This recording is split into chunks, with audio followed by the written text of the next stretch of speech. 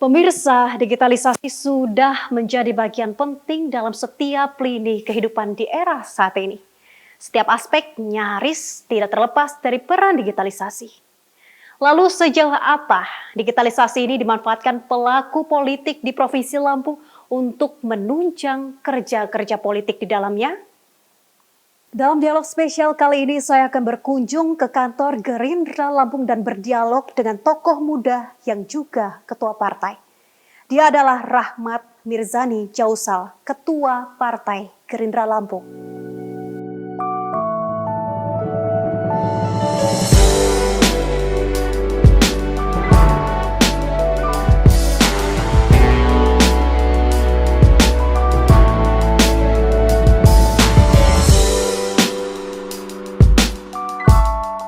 Ya pemirsa, seperti yang sudah saya janjikan di awal, saya akan berdialog bersama dengan Ketua Partai Gerindra Lampung, Abang Rahmat Mirzani Jausal. Selamat siang, Pak Mirza. Ya, siang. Apa kabar? Alhamdulillah sehat. Sehat selalu. Sehat selalu. Semangat. Semangat selalu. Senang banget nih Bang, ini Kristi berkesempatan untuk bisa hadir di sini, mengunjungi Abang di kantor Abang. Terima kasih Bang Mirza. Iya, terima kasih sudah hadir, sudah datang. Iya, oke. Bang Mirza, Abang ini hebat, masih muda. Tapi Abang sudah dipercaya untuk memimpin sebuah partai politik yang sangat besar, Partai Gerindra. Gimana sih Bang rasanya memimpin partai politik, Bang? Ya gimana ya, gitu. Kita kalau di DPP, di Partai Gerindra itu ya semuanya berdasarkan kan penugasan. Artinya kemarin saya kebetulan diamanahkan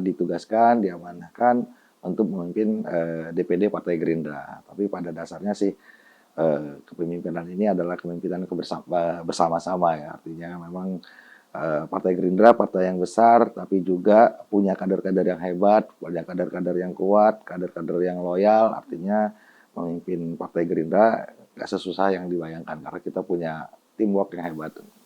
Punya tim yang sangat kuat dan hebat, kompak semuanya.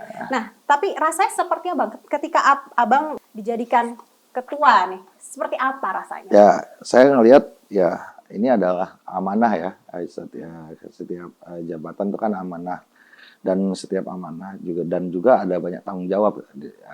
Agak gimana ya, karena bagaimanapun juga Partai Gerindra di ketua sebelum saya Kiai Gunadi sudah berhasil membawa Partai Gerindra ini dari nol menjadi partai kedua terbesar di Provinsi Lampung ya. Hampir di semua tingkatan ya, kursinya bagus-bagus, artinya banyak gitu, banyak pimpinan-pimpinan juga di kabupaten kota. Ini akhirnya ya membuat saya apa saya bisa gitu, seperti beliau gitu. Termotivasi. Ya jadi semangat ya, termotivasi lah. Baik, lalu nih Bang, kita mengenal sedikit dulu nih tentang Abang. Abang kan dulunya ini sebenarnya pengusaha. Iya. Ya kan ya, backgroundnya pengusaha. Iya. Tapi saat ini terjun ke dunia politik. Apa yang memotivasi Abang untuk, oke deh saya terjun ke dunia politik nih?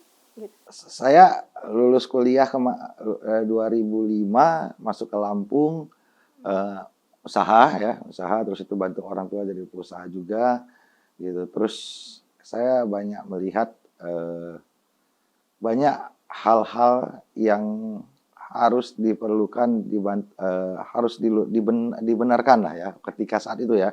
Apalagi waktu itu saya di dunia usaha, pengusaha muda ya, di mana pengusaha muda saat itu tidak banyak kesempatan yang bisa dilakukan ya di Lampung ini apabila kita memulai dunia usaha saat itu. Artinya iklim usaha juga ini kan terpengaruh karena politik gitu. Itu pertama. Yang kedua juga masuk politik ini, masuk ke Partai Gerindra ini, salah satunya memang kami, sekeluarga saya, orang tua saya ya, kita adalah pendukung setianya Pak Prabowo. Kebetulan 2018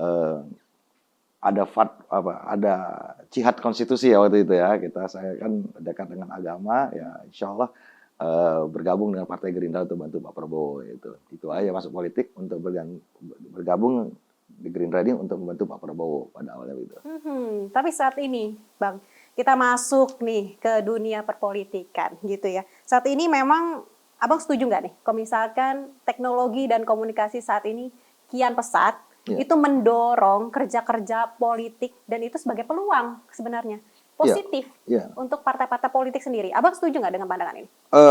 Saya sangat setuju ya, malah teknologi ini invented diciptakan untuk membantu manusia ya, arti kehidupan manusia bukan hanya masalah pekerjaan saja, tapi seluruh aspek kehidupan kita sekarang sudah dimasuki oleh teknologi dan memang dipakai untuk untuk meningkatkan taraf hidup, untuk meningkatkan segala segala hajat ya, untuk ya, artinya termasuk dalam politik sendiri kita melihat dengan masuknya teknologi ke politik ini artinya banyak cara-cara baru ya, celah-celah baru dan gaya-gaya baru dalam berpolitik dengan teknologi gitu. Anda terbantu Bang dengan adanya Terbantu sekali gitu, terbantu sendiri. Contohnya begini, kami ketika COVID kemarin Partai Gerindra sebelum COVID Partai Gerindra ini memang diinstruksikan agar seluruh kadernya selalu dekat dengan masyarakat, membuat pertemuan, bantu masyarakat, kalau ada musibah datang. Nah, ini yang dilakukan bertahun-tahun sebelum COVID gitu. Setelah COVID bubar semua, nggak bisa ketemu orang aja, nggak bisa bantu orang juga nggak bisa ya, karena kita melihat di situ susah gitu. Nah, akhirnya dengan teknologi inilah ya, dengan Instagram kami banyak di DM ya, di DM orang dengan instrumen Messenger, terus itu yang kedua juga dengan media sosial gitu. Nah, ini kita melihat pertama media sosial ini untuk menginformasikan kepada masyarakat apa saja kerja-kerja Partai Gerindra. Yang kedua, media sosial ini juga kita jadikan alat untuk menyerap aspirasi gitu. Jadi selama COVID kami bekerja Partai Gerindra itu lebih banyak dengan media sosial. Gitu. Memanfaatkan media sosial memanfaatkan gitu ya, media sosial. Jadi kalau ditanya DPR dewannya Partai Gerindra ini konstituennya bukan hanya di dapilnya saja, tapi di followersnya juga itu ada konstituennya kan gitu. Jadi semuanya harus dibantu, bukan hanya yang di Bandar Lampung, di Lampung seluruh Indonesia gitu.